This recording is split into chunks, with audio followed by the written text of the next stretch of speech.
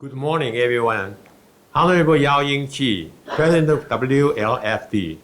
Honorable Zheng Yongquan, President of Wlfd. Our President, Republic of China Chapter. Honorable Fischer, former Member of Parliament of Germany. Lord Logan, Deputy Speaker, House of Lords. Honorable Good morning. Wilson, Senator, Ireland. Daniel Mitlov, Member of Parliament of Bulgaria. Mr. Nino Dimov, Foreign Minister of Environment and Water, Bulgaria. Ambassador Bazato, Ambassador Sovereign Order of Malta to the Republic of Nauru. Good morning again. Good morning, everyone. As you may recall,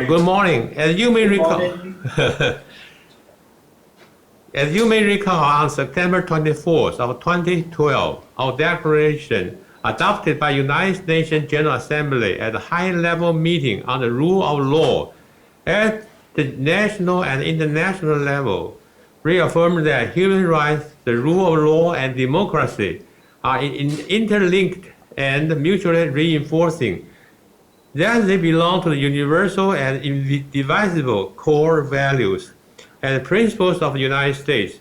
Whenever addressing the rule of law and democracy nexus, there is a main distinction between rule by law and rule of law. The former means wherever law is an instrument of government and government is considered above the law, and the latter implies that everyone in the society is bound by the law, including the government. For the rule of the law to be effective, there must be equality. It must be equal under the law, transparent of law, and access to the legal remedy. Yet about 2/3 of the world population lives outside the shelter of the law. There are billions of people struggling for the basic human rights daily. Countries with a stronger rule of law score perform even better, apparently, in measures of life expectancy, civil liberty, and happiness. However, it doesn't necessarily mean democracy and rule of law is impeccable and omnipotent. No democracy is flawless, and the democratization is really a linear process. Setbacks are inevitable, but must also speak out clearly when they occur. Rome is not built in a day. So does the democratic culture, especially in the wake of generations of authoritarian regimes. History has told us that we cannot take a stable democracy for granted. And it is also important to pay attention to emerging trends widely. Thank you so much for your participation, and thank you for your time. Now I would like to invite Mr. Yao Yingqi as President to deliver his remarks. Mr. Yao, please. 世盟中华民国总会曾理事长，德国前国会议员及世盟德国分会会长费雪先生，英国上议院副议长及世盟英国分会会长罗根先生，爱尔兰国会议员参议员威尔森先生，保加利亚前外长现任国会议员米托夫先生，保加利亚前环境部长及世盟保加利亚分会会长迪莫夫先生，意大利马耳他骑士团驻诺鲁共和国大使杜云士先生，以及电脑和手机荧幕前广大爱好自由民主的朋友，大家早安，大家好。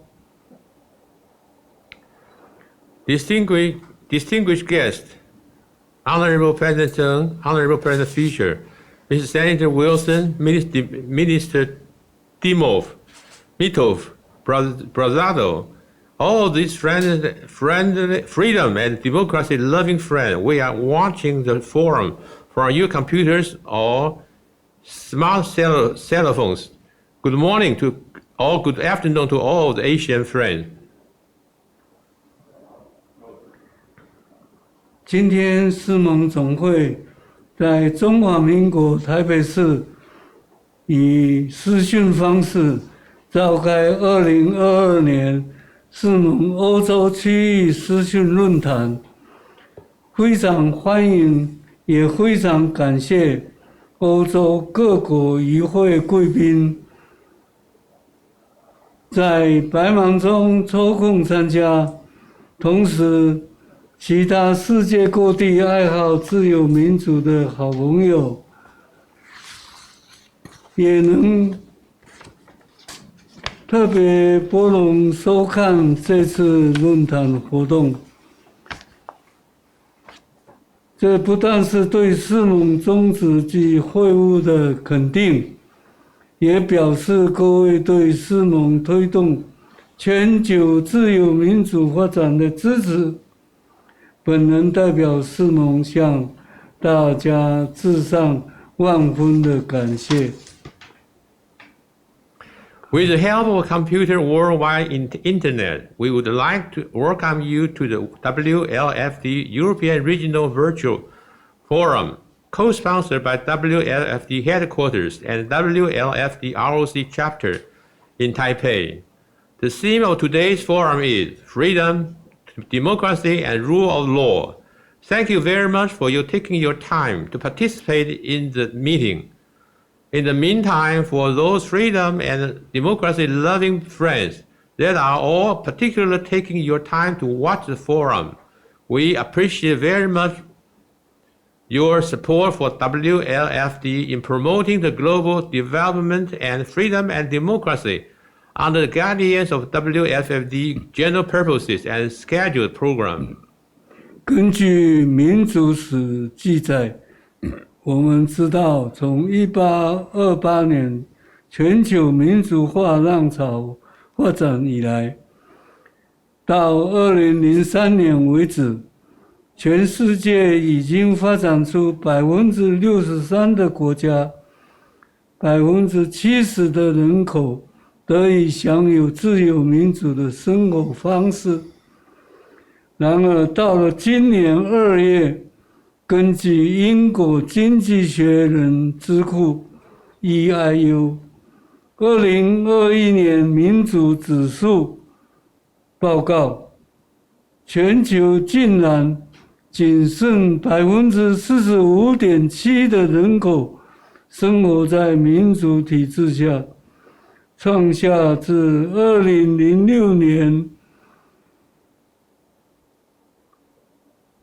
首度公布民主指数以来，全球评分数最差的记录，而台湾却在167个受评国家地区中排名第8，是亚洲唯一挤进前10名的全面民主、完全民主政体。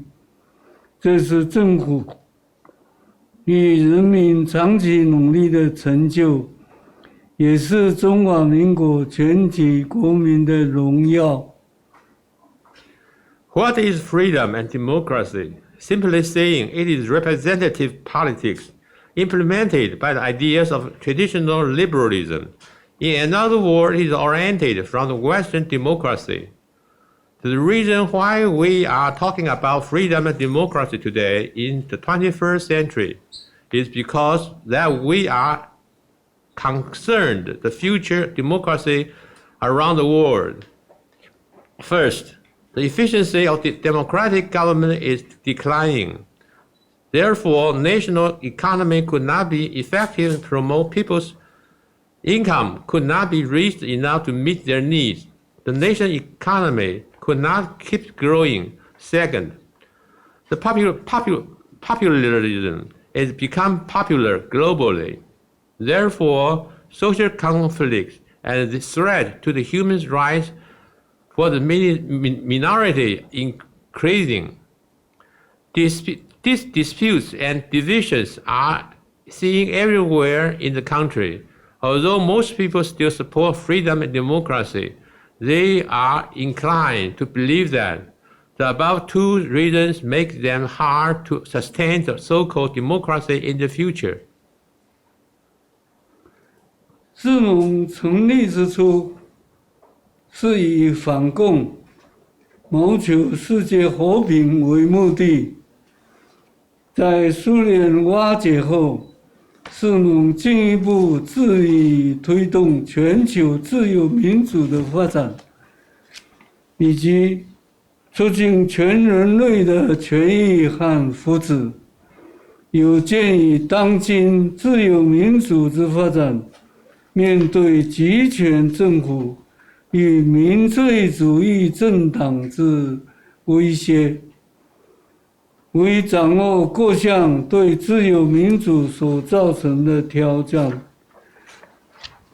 世盟2022年欧洲区域视讯论坛特别以自由民主与法治为主题，希望结合各位积极支持自由民主的好朋友，集思广益，提供卓见，共同克服自由民主所面对的挑战，共同维护世界和平。最后，敬祝各位好朋友身体健康，万事如意。本次的论坛会议成功圆满，谢谢。As you know it well, Wlfd was established originally to tackle the invasion of communism in Asia in order to preserve the world peace. Since 1993, after the fall of the Soviet Union, the Wlfd has become a member of UNDPI NGOs, with objectives to carry out its general purposes to advocate and support the caucus of freedom and democracy to promote the best interests and benefits of all mankind. When facing the threats of authoritarianism and populism, particularly during the period of the current Russian-Ukrainian war, Wlfd holds a forum to tackle the challenge of freedom and democracy under the theme freedom, democracy, and the rule of law. I eagerly anticipate that all of you can provide us with best insights and suggestions to help us get through the difficulties in the challenge to the world peace.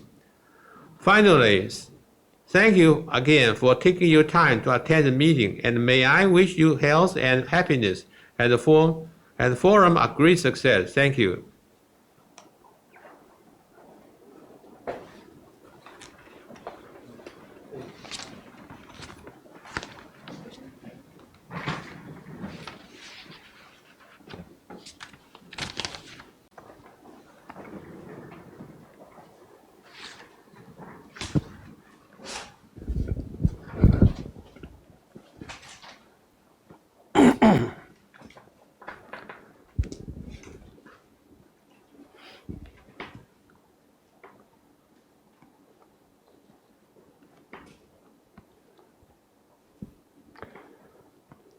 各位贵宾，大家好。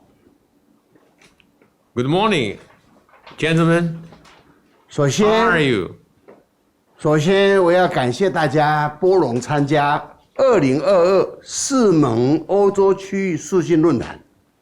近2年来，由于新冠疫情肆虐，世盟以新冠疫情对自由民主经贸的发展的相关主题，召开了多次的视讯论坛，都获得了包括在座的各位分会长、国会议员以及爱好自由民主人士热烈的回响，分别提出宝贵的建言。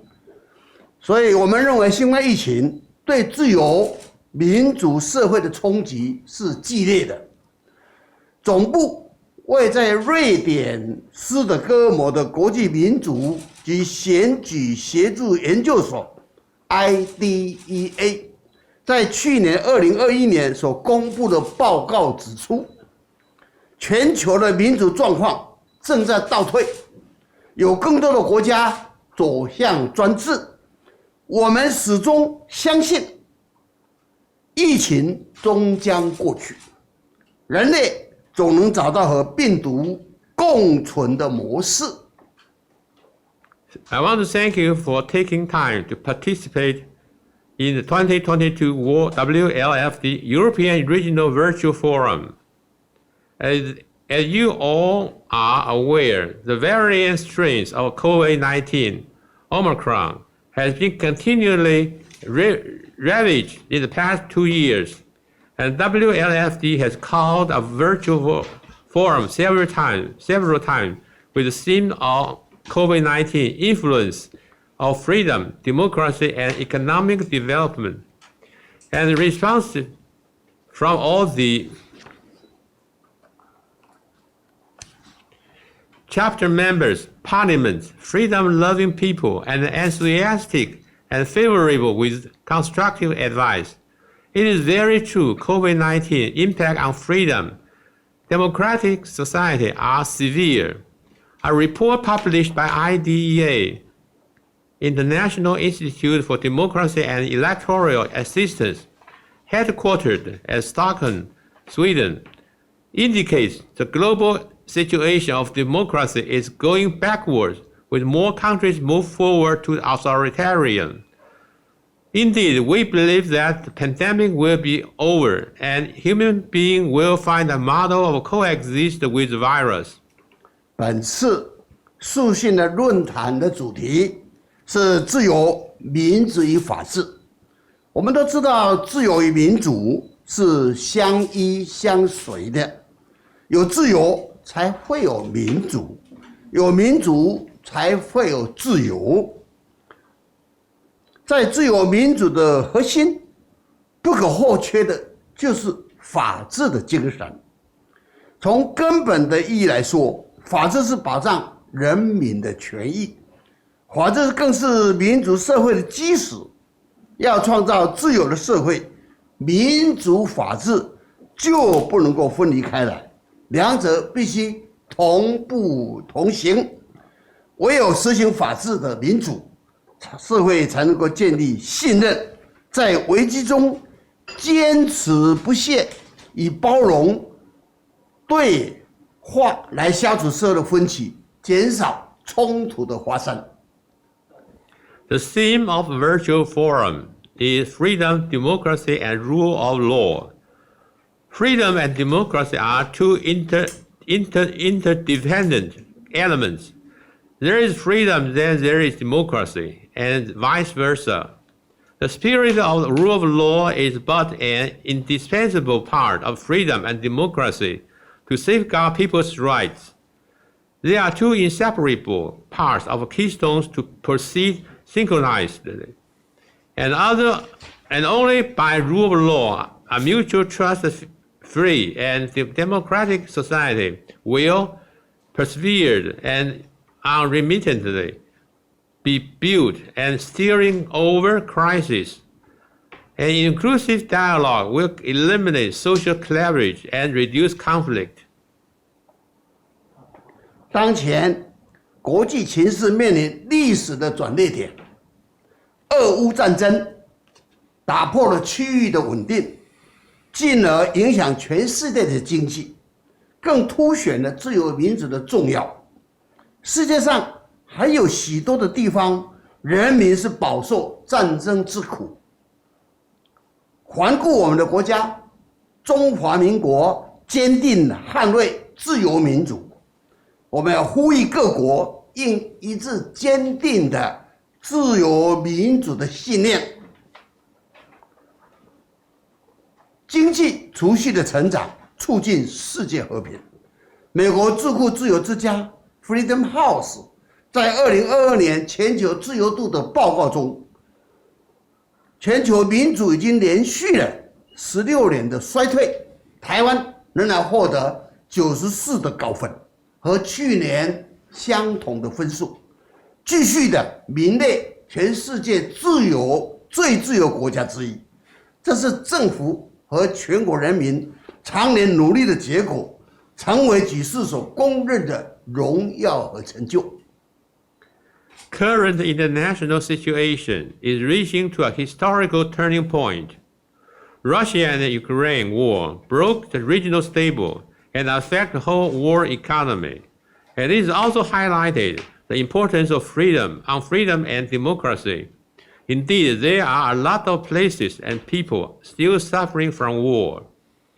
Looking around Taiwan, Republic of China firmly defends freedom and democracy and calls upon all the countries not only to keep a firm determination and unbreakable faith, but maintain economic continually growth and to promote world peace. Freedom House in the World 2022 second countries report announced countries with aggregate score in freedom in the world have outnumbered those with gains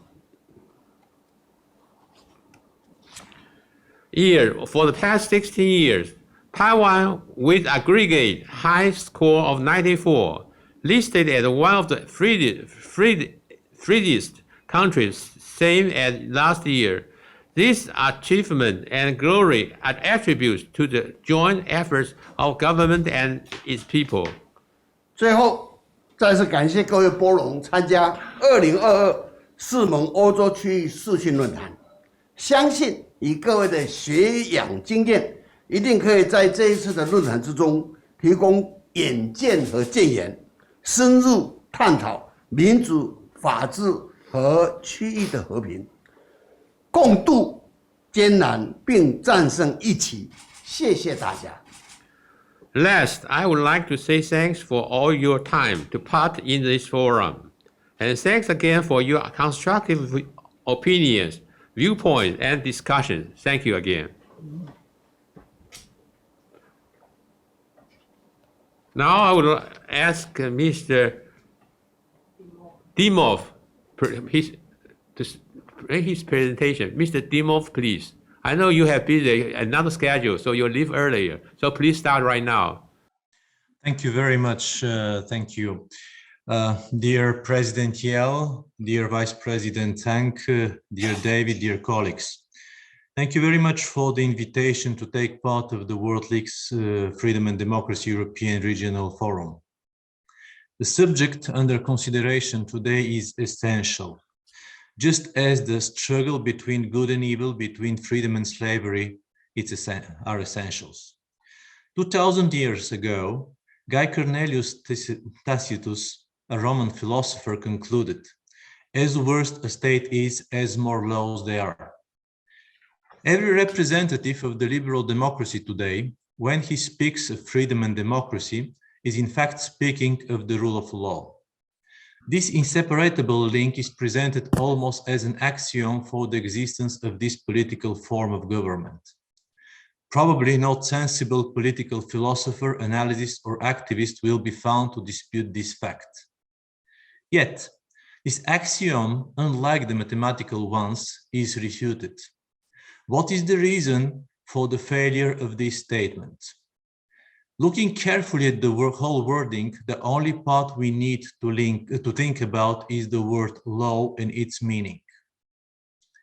The very rule of law in no way guarantees us freedom or democracy if the law itself is directed against them. Let us not forget that the most anti-human political system in history, communism, is built entirely on laws.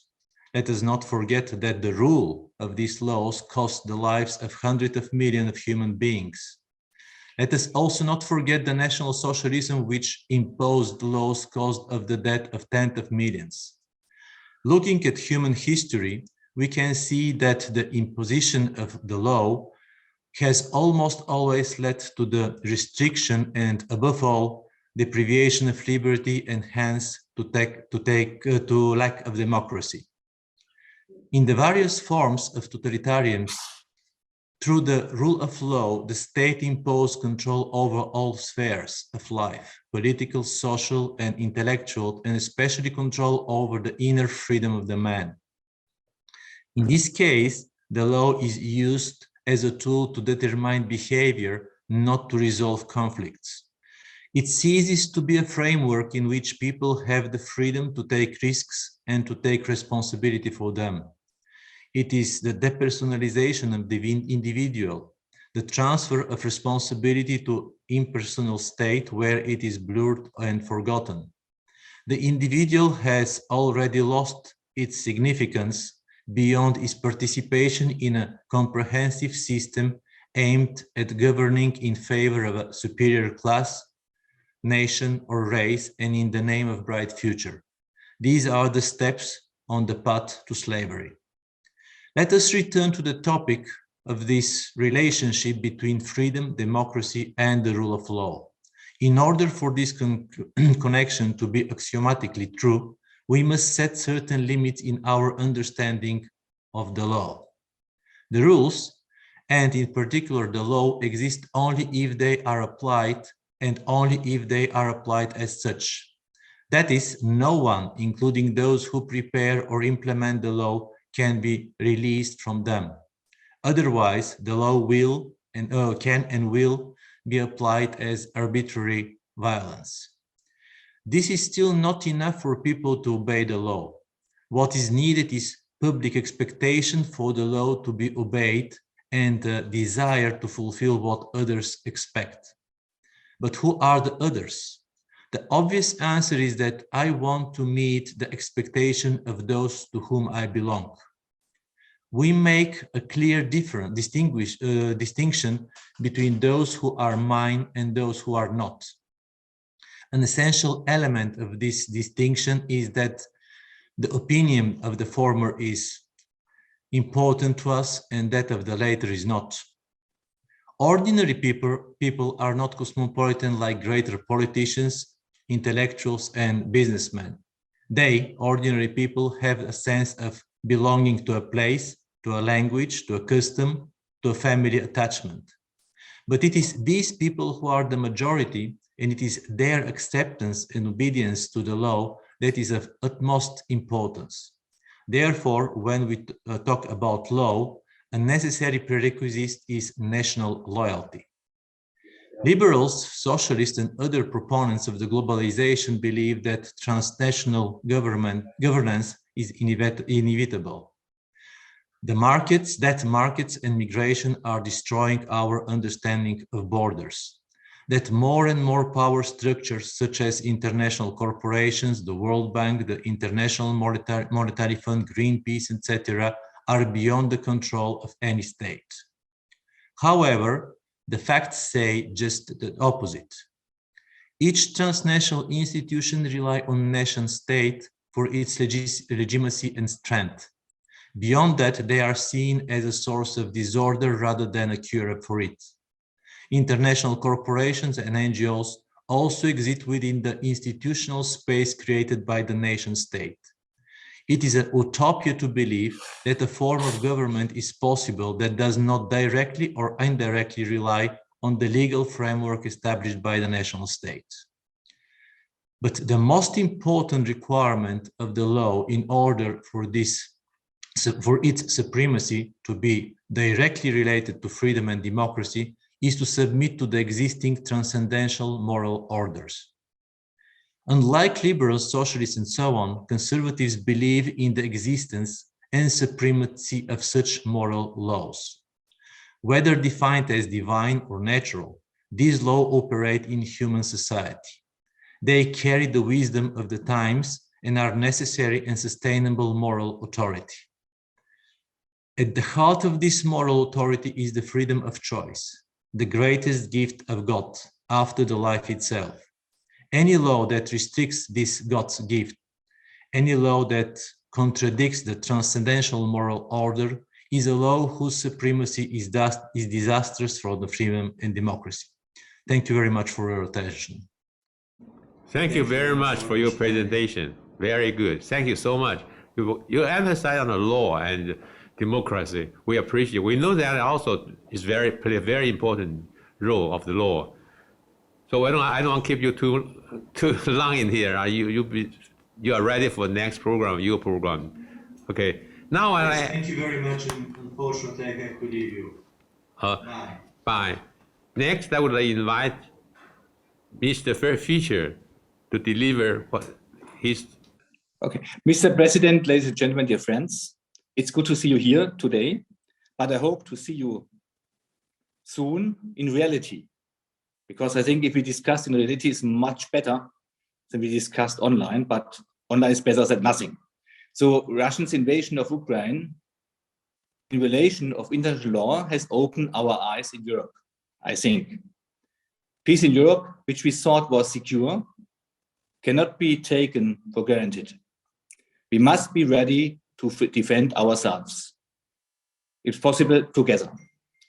Beyond the wars in Africa, the Arab world, or elsewhere in the world, which have received little attention from the general public in Europe, the reporting on Russia's attack on Ukraine is the associated consequences have shaken people in Europe awake and pushed the COVID pandemic into second place in the public perception.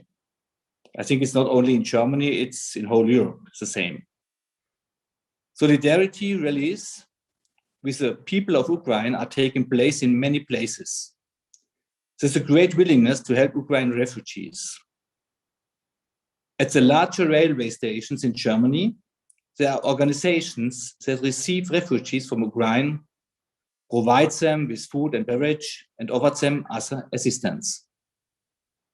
Even the German government, which has neglected the defense budget for years, seems to have woken up by providing a special fund for the Bundeswehr of 100 billion euros.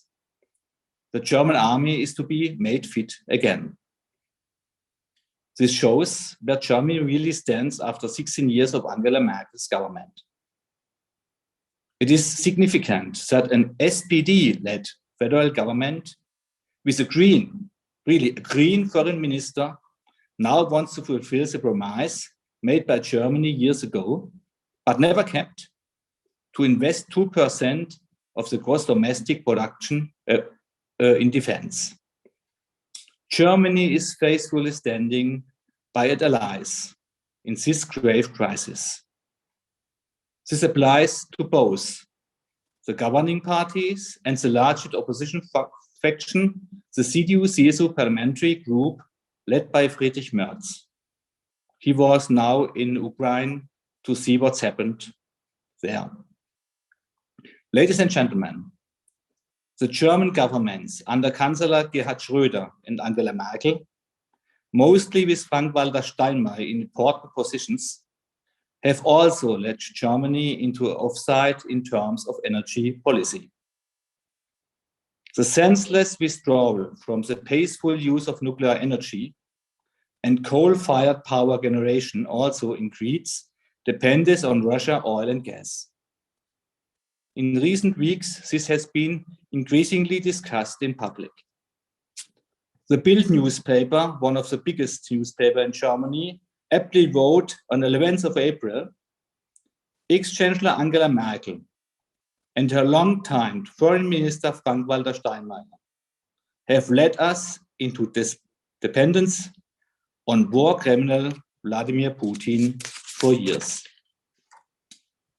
Ladies and gentlemen, a few weeks ago, BASF boss Martin Brudermüller warned of unprecedented economic damage for Germany in the event of an import stop or longer-term loss of gas and oil supplies from Russia. This could bring the German economy into its worst crisis since the end of the Second World War, Brudermüller told the Frankfurter Allgemeine Sonntagszeitung in Germany. In his view, this would threaten the existence of many small and medium-sized enterprises in particular. The BASF boss rejected calls for an European energy import boycott against Russia. Do we want to destroy our entry economic with our eyes open? What we have built up over decades? I think such an experiment would be irresponsible, Bruder Müller said. The risk of a boycott would be underestimated by many citizens in Germany, not only by the citizens, especially by the media, whose journalists are often only based in big cities.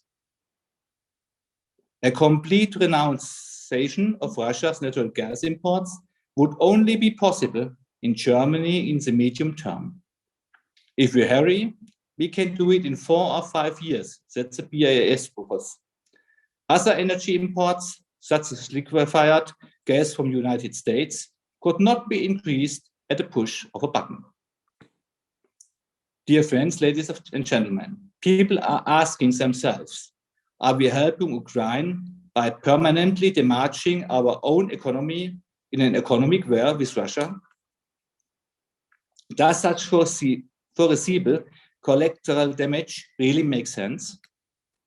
Are we in Germany prepared to accept a major loss of hard-earned prosperity for this? Dear friends, I'm convinced that Germany must send a clear signal for freedom and democracy. In the meantime, the German Minister of Economics announced hard times, the fear of increasing poverty and persistently strong rising prices in going around. In addition, the Federal Minister of Health continued to put people into COVID panic by talking about new deadly variants. The people in Germany are thus further massively unsettled. They are afraid of COVID, of a war in Central Europe, of rising inflation and currency devaluation, lost their hard-earned prosperity, and even worries about securing basic energy and food supplies. Ideal conditions for the step-by-step curtailment of citizens' liberties. Hans-Jürgen Papier, former president of the Federal Constitutional Court, already stated in spring 2021, the rule of law has a dual function. As a guarantor of citizens' freedom on the one hand, and the guarantee of their security by means of the state's monopoly on the use of force on the other. And an understanding of the rule of law that is unilaterally dominated by the guarantee of security and not at the same time by the idea of freedom would abandon the rule of law. Papier warned against the abandonment of liberties in favor of a state of authority and surveillance. The state must and may only secure these important protected goods, such as the climate and the health and life of the population, with the means of the rule of law. Against the background of the current crisis, in the wake of which people are seeking more security and less freedom, we must pay close attention. People's freedom should not be lost through more and more control and surveillance. Ladies and gentlemen, dear friends, we are experiencing great upheavals in Europe and worldwide. Let us fight together for sensible objectives so that people can still experience the great advantage of liberal democracy, social order tomorrow. Thank you. Thank you very much, Honorable Fischer. Thank you for your viewpoint, which is very informative and know what current relationship between Europe and the rest of other countries. Next, I would like to invite Mr. Logan. Mr. Logan, are you online? Oh, yes, please. Good morning. Yeah, you're all right. I see you already. No problem. Good morning, gentlemen and friends, and thank you again for allowing us to have this Zoom meeting. Obviously, it would be better if we're all meeting together, but this is next best thing. There's never been a... Please sit down. Sorry to interrupt you. Would you please just sit down a little bit, and we can see your full, yeah. We can see whole your head and whole picture is better. Sit down a little bit lower. I'm sitting down. Sit down. Camera, your camera. Angle your camera. Let's do, yeah. Yes, that's correct. Okay, good. Right, okay. I think it's better if you listen to what I say rather than what I look like. I was beginning to say it's never a more important time to have an organization such as Wlfd and similar organizations to protect and facilitate freedom and democracy around the world. And if we look specifically at the situation that's happening in Ukraine, when Russia annexed Crimea several years ago, the West stood by and did absolutely nothing, which encouraged Putin to feel that he could then do more, which he's now done by invading Ukraine. The situation is that we must give all possible economic, military, and other aids to Ukraine to help them defeat Putin's invasion. Because I feel this conflict will not last for days, it will last for many months, if not many years. And the West must absolutely not give in to Putin's threats that if we do more for Ukraine, he was going to use nuclear weapons. We cannot possibly give in to a bully.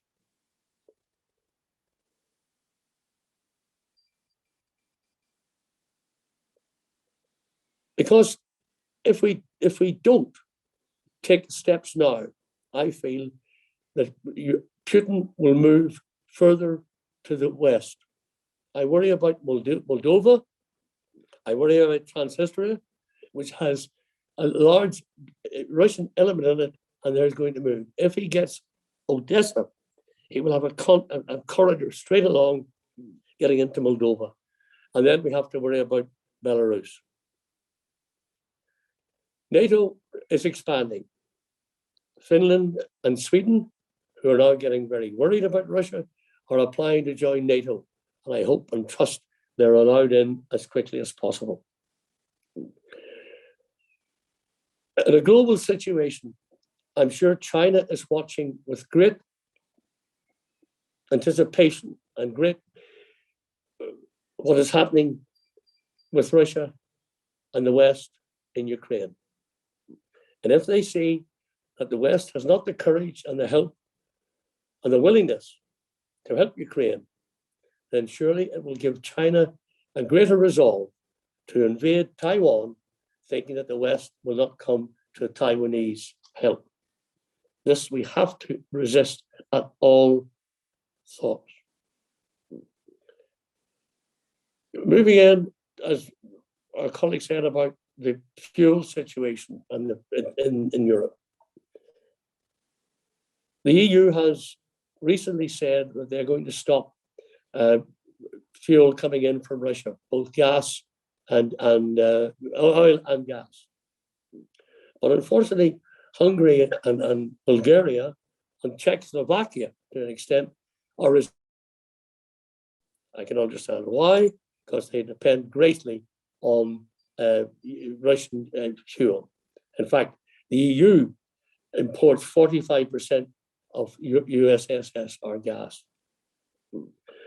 And with the availability of gas prices going up, I think it's going to lead to a big unsustainability and pressure throughout Western Europe.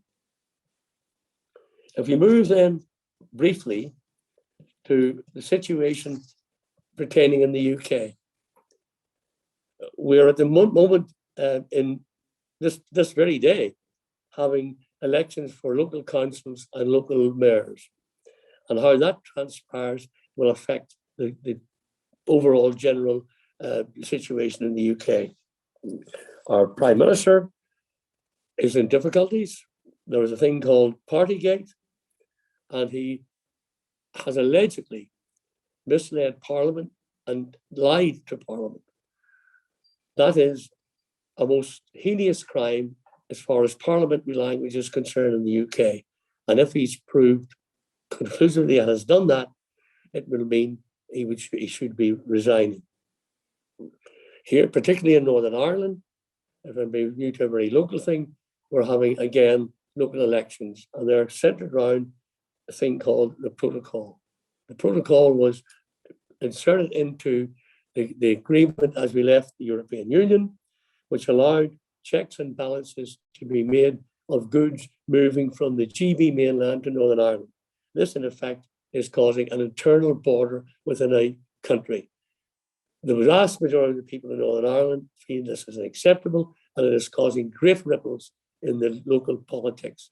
If it's not resolved, it has repercussions into the UK politics, which again has repercussions into the European politics.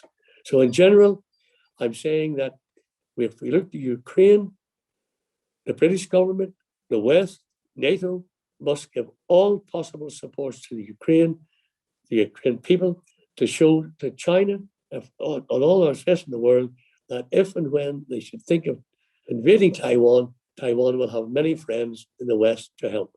Thank you very much.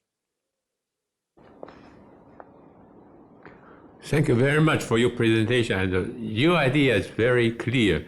And how general feeling in your country right now toward the war between Russia and Ukraine? In general, go or against? Go to help them? Or... It's difficult to judge what everyone thinks in a country, but certainly my feeling and the feeling amongst politicians that I speak to both here in Northern Ireland and in London is that we should be giving more aid to Russia, to Ukraine, and we should not be letting Putin bully us, because once you give in to the bully once, he comes back and wants more and more. He wasn't stopped in Crimea. We made a mistake there. Let's not make the same mistake in Ukraine.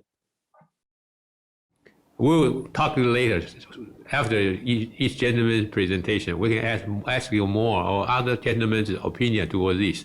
The next one is Mr. Honorable Wilson. Honorable Wilson, please. Senator, please. Thank you. Can you hear me there? Yeah, very clear. Very good. Picture is nice. Audio and video are both good. Thank you very much. Well, I'm delighted to again participate in this event and to be joined by so many of my esteemed international friends and colleagues, and in particular Lord Rogan from the same island as myself. At the outset, I want to thank our excellent moderator David, the President Yang and Vice President Cheng of the World League for Freedom and Democracy, and the hardworking staff in the League, especially Louisa and her team, for organising and hosting this very important discussion. In his landmark book, The Better Angels of Our Nature, published in 2011, Professor Steven Pinker argued that violence across the world had declined in both the long run and the short run. Putting together data from across the globe over the past several hundred years, Professor Pinker attempted to show that the levels of mass violence had declined across both time and geography. This decrease in violence, both local and global, Professor Pinker reasonably suggested, was a major factor in improving the quality, indeed the quantity of life for many, many millions of people on this our planet. He charted significant declines in all forms of violence, from large-scale wars and conflicts to the improved treatment of children. He offered a number of explanations for these improvements, which included increased literacy and communication skills and a resulting rise in the use of rational problem solving, the monopoly that nation states had taken on the use of force, and the influence of commerce in improving living conditions and wealth levels. Professor Pinker's analysis was not unique. Several other prominent economists, sociologists, and political philosophers had offered a similar analysis. Indeed, for most of the past decade, the prevailing view among liberal academics seemed to be that the world was on an upward and positive trajectory. The idea that this positive course was now a historical inevitability was gaining traction, including among political leaders. We started to take things for granted as if nothing could put us off course. But as we in this organization, and as many of our more thoughtful and worldly wise colleagues know, nothing can be taken for granted, and this includes the security and viability of democracy. As so many of us have observed at these events before, democracy is not an end product. It is a continuing and evolving process. The idea that any liberal democracy has completed and finished the process of securing and enshrining democracy so deep in the public consciousness that it can never be obliterated is a dangerous myth. The threats to our democracies are constant and come from a variety of sources, agents, and actors, external and internal. The greatest lesson of the period following the 2010 global economic crash is that the greatest internal threat to any democracy is complacency. Across the globe, we have seen elected autocrats emerge in once thriving and vibrant democratic republics and use their mandate to undermine the democratic principles that exist. No democracy anywhere on this planet is so perfect and so secure that it does not need to work constantly to ensure the continuance of its democracy.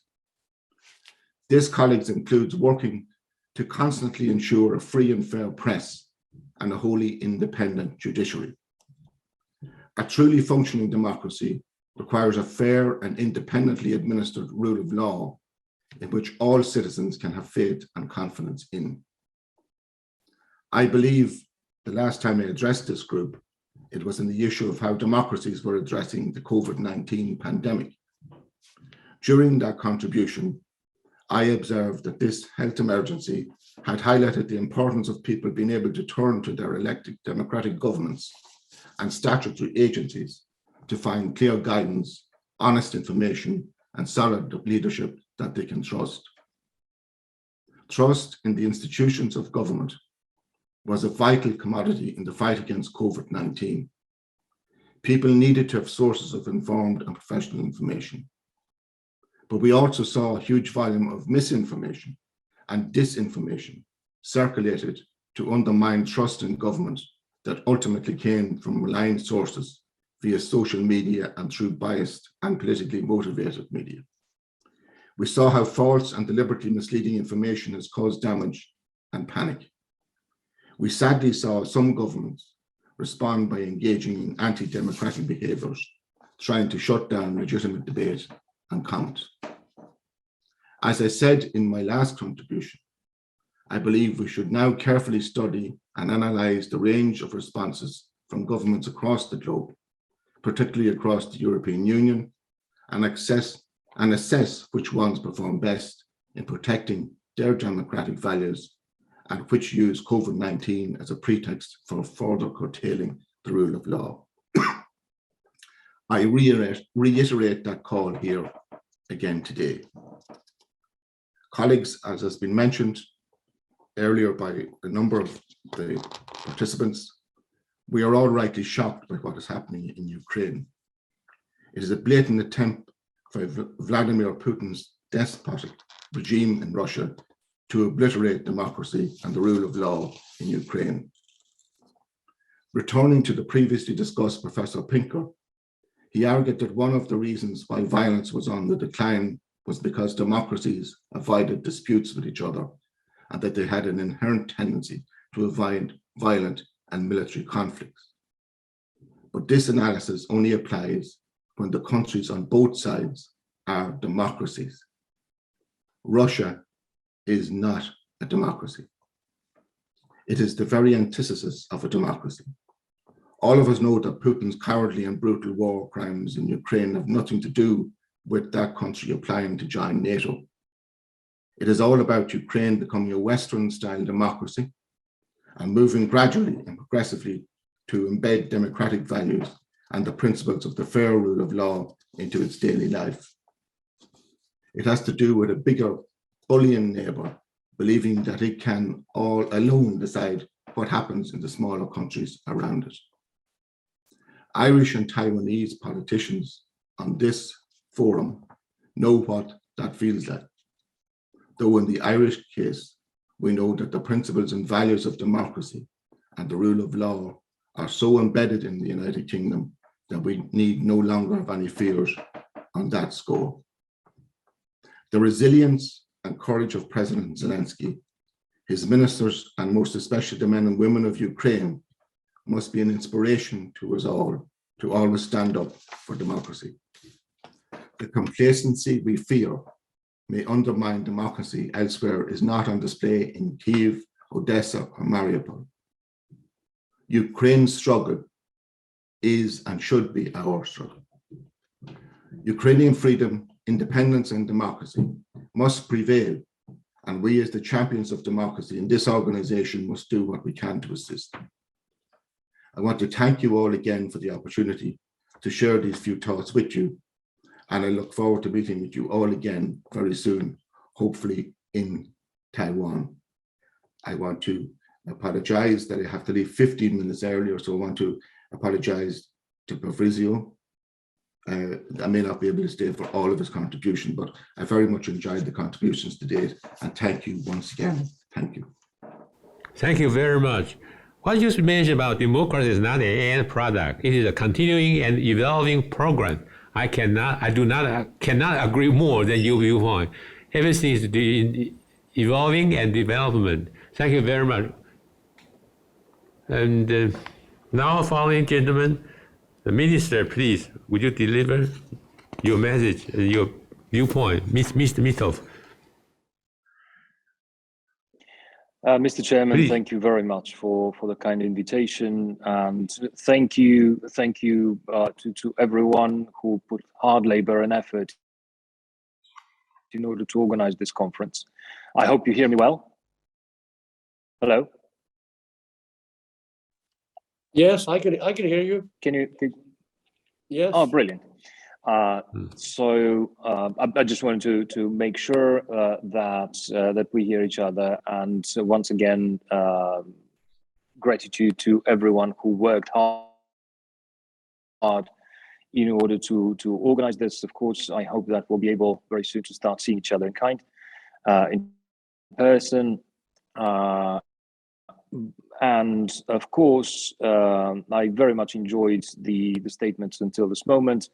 And of course, in each and everyone's mind right now is the challenge to democracy, which Mr. Putin, in his continuous efforts to undermine the global security and international architecture built after the Second World War, are leading us to, of course, focus on Ukraine, on the Russian aggression there. And I'm very happy to hear everyone stating that we need to help Ukraine with all the means possible. I'm afraid there's going to be a protracted conflict, a conflict which is not going to end soon. It's going to be a war of exhaustion, and it's not a war which is between Russia and Ukraine. That's basically Russia assaulting democracy and free choice of countries all over the globe, trying to return us to concepts from the 19th century, to a world where instead of having a concept which basically leads to let's say domination of the international law, leads to a world of the law of power. So let me put it this way: Russia would like to see a world where the arguments of the bigger and the powerful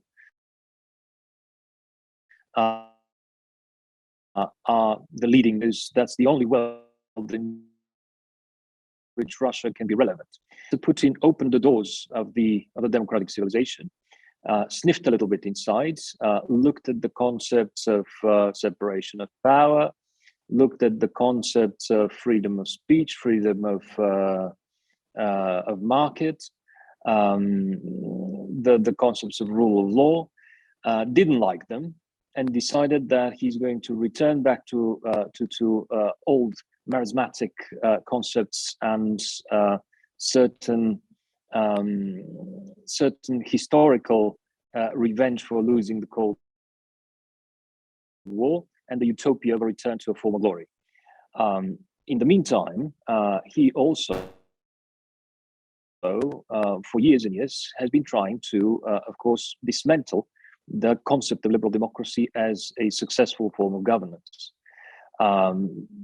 It was for years and years that we've heard from Russian representatives that liberal democracies don't really exist, that liberal democracies are a very acute form of manipulation of certain corrupt elites manipulating their own peoples. That is why a lot of effort and money was put by the Russians into trying to discredit free and fair elections in Europe and even in the United States. That is why institutions were undermined all the time, and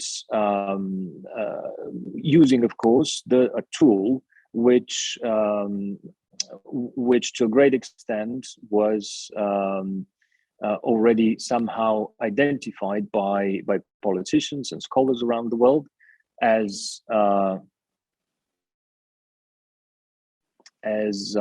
weaponized corruption. There are a lot of vulnerable states, not only in Europe but all over the globe, democratic countries, which somehow were affected and infected by this vermin of the so-called weaponized corruption. The day when I heard Mr. Putin announcing the so-called by him special military operation, which is a complete and utter masking of the war he launched, he, in his speech, he had 15 minutes dedicated to the historical blame which Lenin and the Bolsheviks have for where Russia is right now and for Ukraine being an independent state. And when I heard Mr. Putin arguing with Lenin, my first thought was, oh my God, Stalin is going to win in the end. And unfortunately, right now we see and observe what's going on in Russia itself. And I am afraid that Mr. Putin basically transitioned already from certain form of authoritarianism into trivial totalitarian state. Banning basically all the freedoms, somehow putting people away from Russia. The ones who were opposing for years his policies are already not in Russia. They were basically exiled or ran away. And of course, we are trying to work with those people. And here, if we have to try and think of how to respond to this challenge to democracy, we have to say several things. First, we have to help Ukraine with all means necessary. We need to pour all our resources and weapons into Ukraine and help Ukraine not only sustain its freedom, but also push Russia back. That's on the one hand. Second, sanctions, more and heavier sanctions on the Russian banks, Russian economy, and of course putting all the effort in order to gain independence from the Russian gas and oil. In the meantime, developing green technologies, but in a very reasonable manner, so that we don't hurt our economies, developing green hydrogen production, developing green ammonia production, as well as developing our nuclear energy capabilities. And of course, building our defenses. I would welcome, of course, as soon as possible, the joining of Finland and Sweden into NATO. Thus, Mr. Putin will have achieved exactly the opposite of what his goals were. But we have to say this is already a war between democracies and authoritarian regimes who would like to return us to old concepts which have been historically denied a long time ago. And as already previously said, democracy is a process. It's an evolution. It's a never-ending process, which could not be taken for granted, and we need to do everything possible in order to assure the defeat of the authoritarian ambitions, and in the meantime, of course, solidify the positions of the democratic space. We have somehow gone through a terrible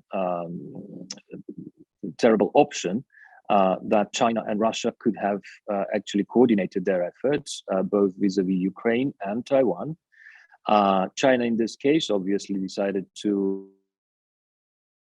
step aside and observe the reactions of the West, and those reactions need to be firm. They need to continue to be even more robust, in order for the autocratic states to know that there will be a response, and that the West, not only the West, of course, but democracies around the world will stand united against any form of aggression against other democracies, and there will be certain type of isolation of the authoritarian regimes if they decide to behave aggressively. So once again, thank you very, very much for this invitation, and I'll be incredibly delighted if soon we can, of course, see each other and continue our fruitful conversations. And of course, I remain at disposal for the League. And I also will have to apologize at a certain point, because we have votes here in the Parliament, and I'll have to run at a certain moment. But of course, I remain with you for all the future the future talks and initiatives which the League might have. Thank you. Thank you very much. Your viewpoint is very valuable. I know from your mouth, I can hear and understand what the current situation in East European countries. We'll talk to you later. Now, Dr. Bozzato, please, you're on. Yes. Very well. Very good picture, audio, video, both very good. Go on, Thank please. you. I'm glad to hear that. So, dear President Yao, dear Vice President Sang, dear Secretary Liu, distinguished fellow panelists, ladies and gentlemen, dear friends, 早安 and good morning from Tokyo, where I'm based currently. Well, the theme of today's forum is freedom, democracy, and the rule of law.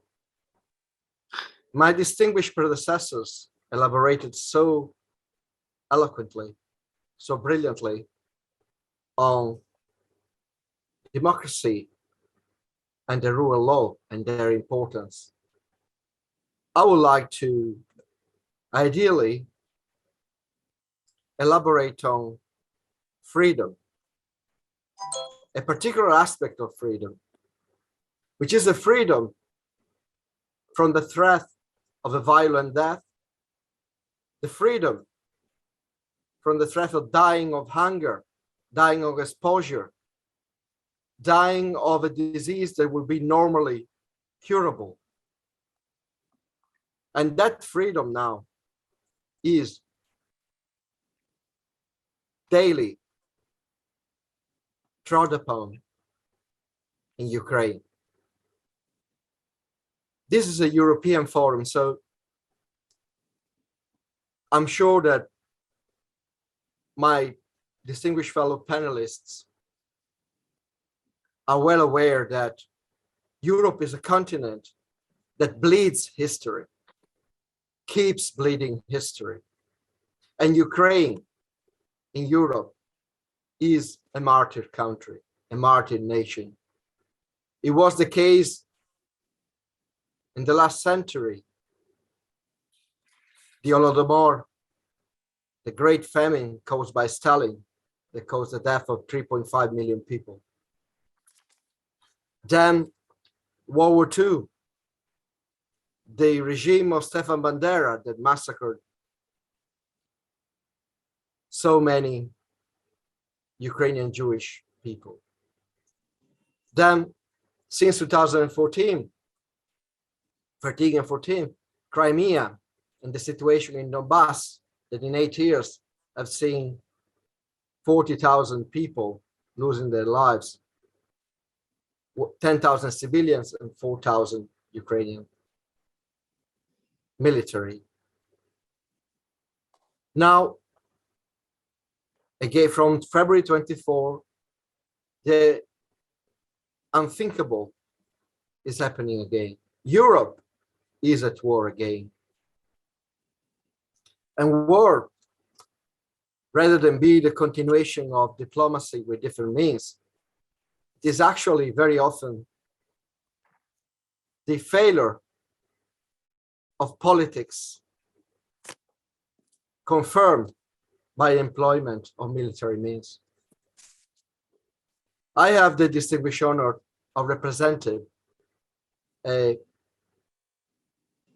sovereign entity that is at the United Nations as a permanent observer, just like the Holy See. The Sovereign Order of Malta is famously neutral, impartial, and apolitical. That doesn't mean we don't have a voice. We have a voice and we use it. We use it on March 7th to join the condemnation of the invasion of Ukraine through our permanent missions at the United Nations in New York and Geneva. What I would like to present to you today is an overview of the contribution that the Sovereign Order of Malta is giving for the sake of alleviating the suffering of the Ukrainian population. As one Order of Malta family, we are supporting the people in need from Ukraine. We need to stand together now more than ever and take action for the people who urgently need our help. The Order of Malta has aid and relief services, as well as diplomatic missions and associations of members in Ukraine and the surrounding countries. These are working to provide medical assistance, food, and shelter to the people in need in Ukraine, as well as the refugees who have fled the country. This work is being coordinated and supported by Malteser International, which is the international humanitarian aid organization of the Order, which also provides aid and development assistance to millions of people in 30 countries around the world. The Russian offensive in the east of Ukraine, particularly in Donbass, is advancing. The Russian armed forces have recently succeeded in gaining significant territory. There are now attacks bombings on infrastructure facilities in other parts of the country. The continuous supply of military support to the Ukrainian military entering from the West remains at risk to humanitarian aid following the same routes as Russian forces look to disrupt. Current reports from the breakaway Moldova region of Transnistria give rise to fears that a new combat zone could arise in the regions between Crimea and Transnistria and also involve Moldova. Unexploded and abandoned explosive ordnance, including landmines, remain of serious concern in areas recaptured by the Ukrainian armed forces. I'd like to give you some figures about our humanitarian work. In my paper, you can find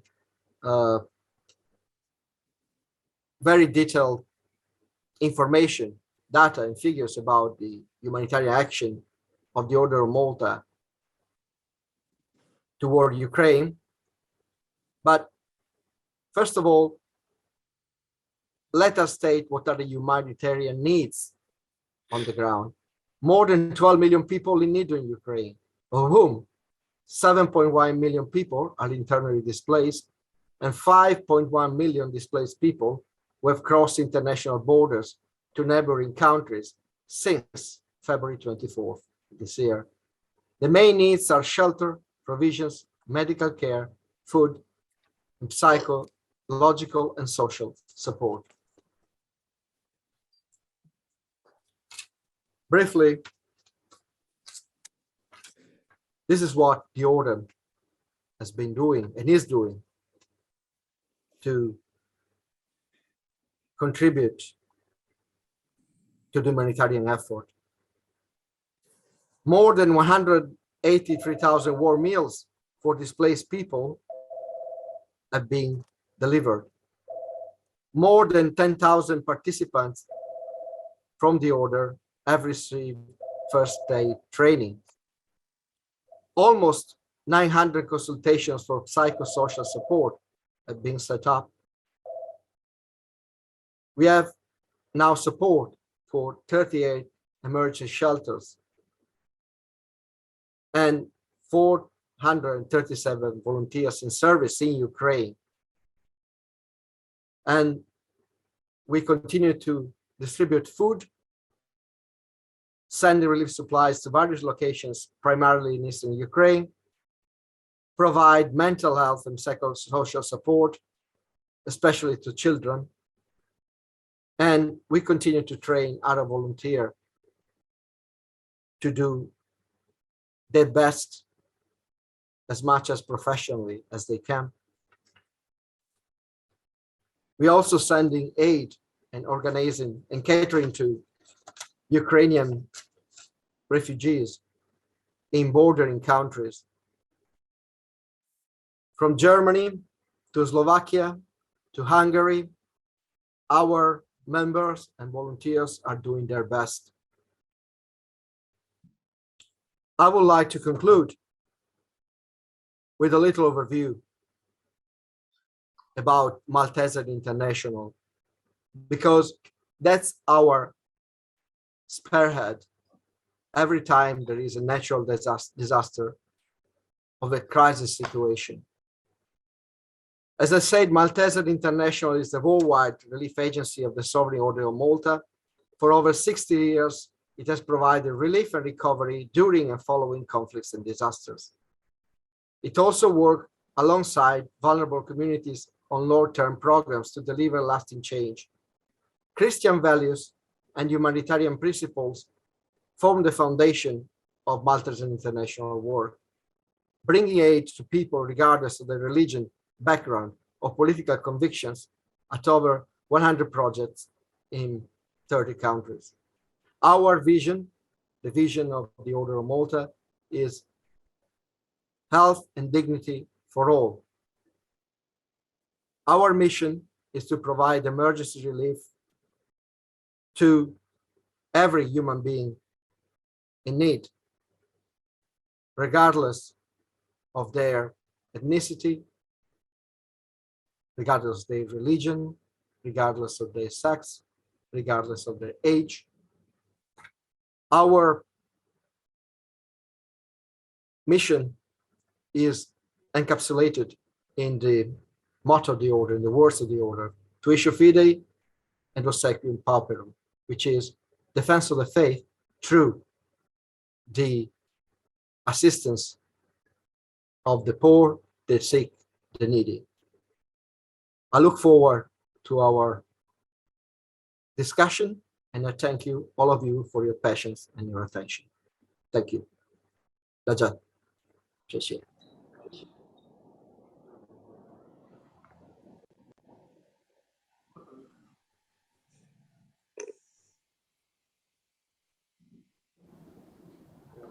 Oh, thank you very much for your viewpoint. But may I ask you, what activity to help refugees on Ukrainian border of your...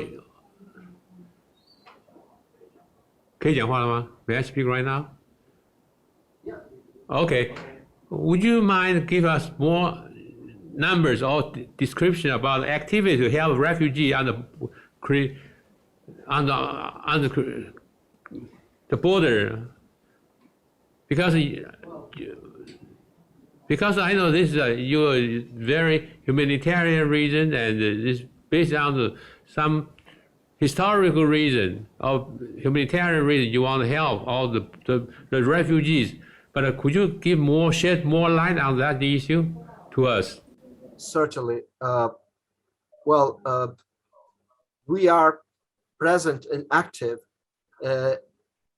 basically in all countries that border with Ukraine. And I believe that I can quote the data, I can use the data from one specific case, which is also an homage to our friend, the Honorable Fisher, to illustrate what the order is doing at the border with Ukraine, or near the border with Ukraine, and for Ukrainian refugees. As of April the 26th, in Germany, we've been having 104 transports of aid material, clothes, blankets, hygiene and medical equipment, food tents, field kitchen, camp beds, and other equipment, amounted to 3,010 tons shipped to Ukraine. We also collecting and procuring aid materials and fundraising. We have evacuated 97 seriously ill or wounded people to Germany from Ukraine. We have brought out of Ukraine 8 buses of seriously disabled children. Also, in Germany, we have assisted a total of 220,000 Ukrainian refugees, and we also have provided accommodation to 4,000 of them.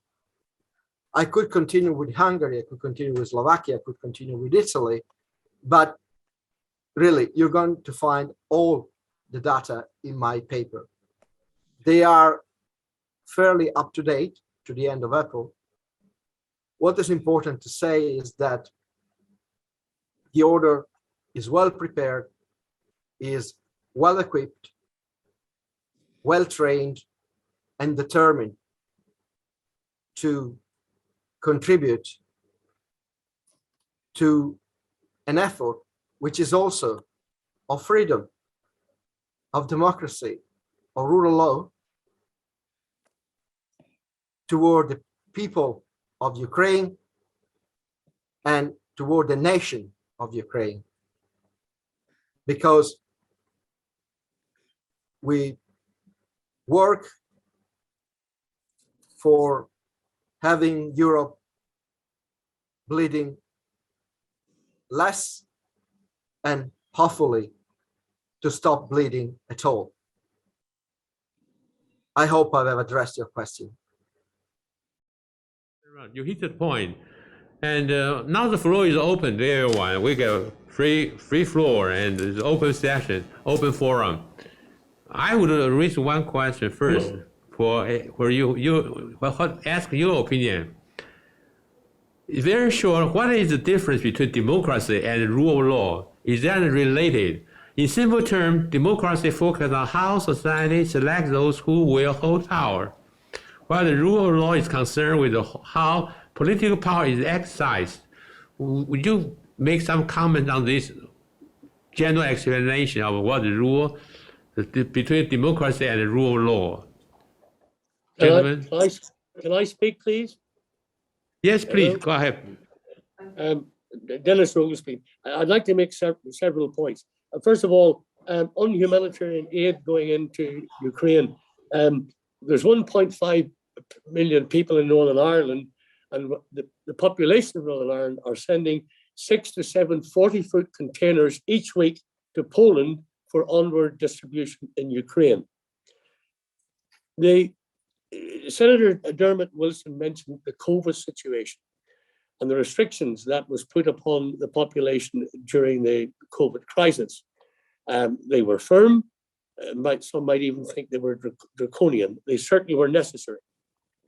But what slightly worries me is that with the experience of the restriction put upon the population over COVID, it makes the electorate more likely to accept further restrictions in future. And restrictions, I don't mean just in COVID, it could be on anything, and restrictions put in place by government are seldom lessened or replaced. And we have to be very careful in worrying about a big government opposed to the individual freedoms. The other point we haven't quite mentioned, and I would like to, is the economic situation around the world. As we all know, economic stability helps strengthen democracy. But the reverse is the case. If you have instability, it can become spiraling into inflation, which then moves into recession. And recession, we know, puts great strains on democracy. And we must be aware of this and take cognizance of the fact. Bank rates are going up. Money is becoming tighter around the world. This, I think, will cause great difficulty to democratic societies. And then lastly, I put two questions to my fellow panelists. Do you feel there's internal pressures within Russia?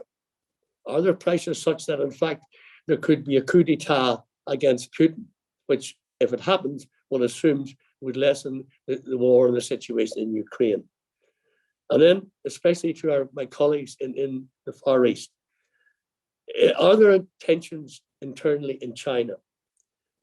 We're told there's an economic downturn in China. We're told that exports are decreasing. Is it destabilizing the government and their authoritarian rule? And will this have a detrimental effect to the Chinese situation? Thank you very much. Thank you for your candid opinion. As England and your country have done a lot to face this problem. This is a very difficult time because Russia have very strong relations with other parts of the world, and democratic part of the world is really seems like not that efficient to help. They consider too much. The backfire, whatever, they consider that. How do you think about Mr. Wilson, Senator? May I ask you? Can you hear me there, David? Yes. Yeah, I agree with everything that Lord Rogan has said, and just to thank everybody for their contributions, and to just say to you, Fabrizio, and to the Order of Malta, the excellent work that you are doing throughout the world, not only in that part of Ukraine and surrounding countries. And like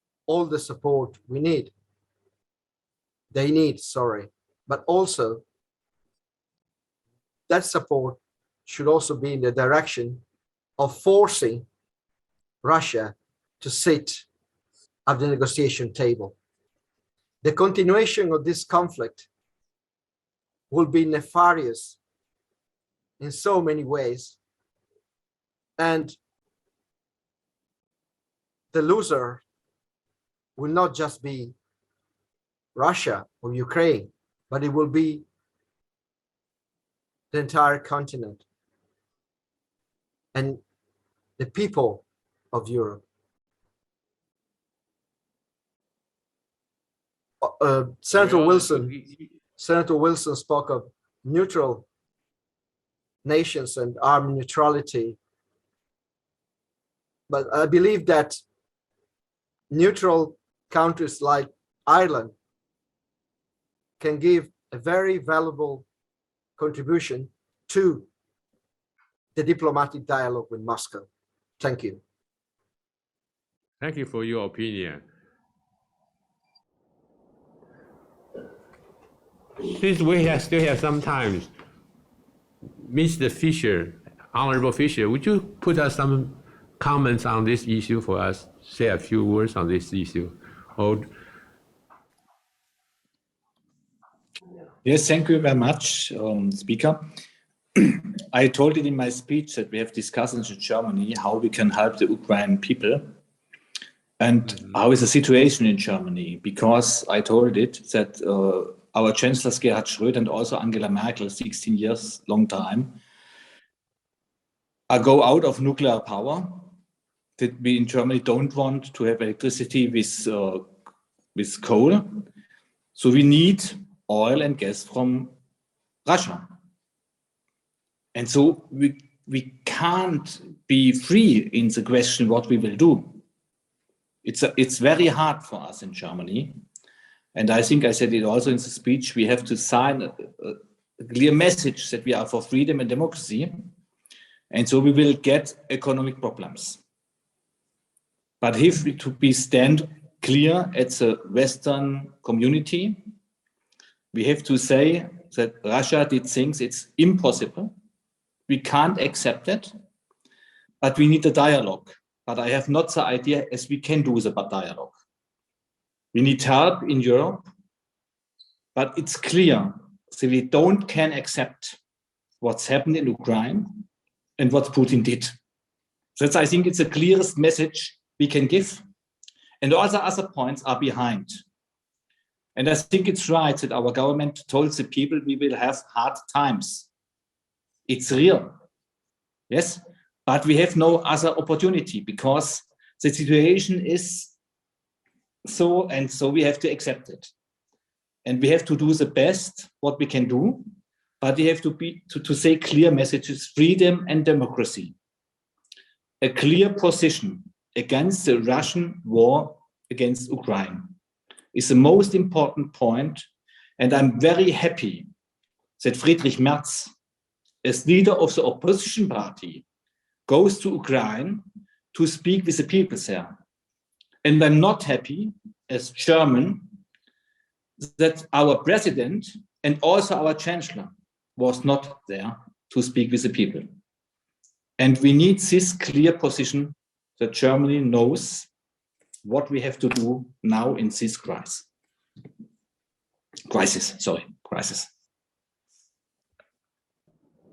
You are very generous. Your country is so generous. You can accommodate a lot of refugees, which is not easy work. But you have a very strong economy, can support your, the idea of what you're doing in the past. What do you think in the future? Germany will accept more refugees or no? From Ukraine? Yes, I said it in my speech. We are open for the refugees. We have organizations that they help them. If you go to railway stations in Germany from the bigger cities, there are organizations, they help the refugees with beverage and food. They discuss with them perhaps to look how they can find places they can sleep and to organize all these things.